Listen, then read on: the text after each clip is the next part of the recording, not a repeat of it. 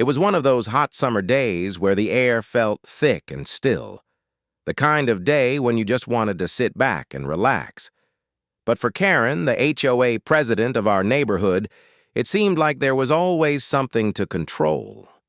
Over the years, Karen had become infamous for her strict enforcement of every single rule in our community handbook. From the color of our mailbox to the size of our lawn decorations, she made sure everyone followed the rules to the letter. But when she took things too far, that's when the tension really started to build. It all began when I decided to repaint the exterior of my house. After all, it had been years since the last coat of paint, and the weather had started to take its toll on the siding. I picked a neutral color that matched the overall vibe of the neighborhood. Everything seemed fine. Until Karen showed up. She knocked on my door with that signature scowl on her face, clutching a clipboard as if it were a weapon.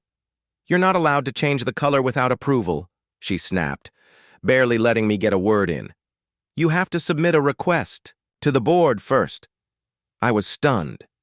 "But Karen, the color is neutral. It's not some wild shade that'll stand out. Why does it even matter?" She crossed her arms and raised an eyebrow, acting like she held the fate of the entire neighborhood in her hands.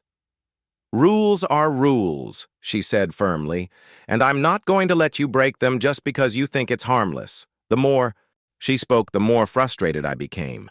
It wasn't just about the color, it was about the power she seemed to think she had over everyone's lives. Her obsession with the rules was suffocating, and it was clear that she'd lost sight of what was really important, the well-being and freedom of the residents. I decided that enough was enough.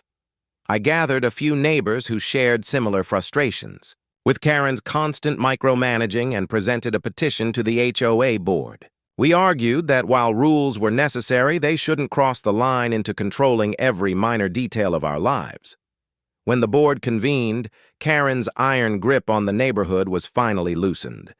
She had overstepped, and it was clear that her reign was coming to an end.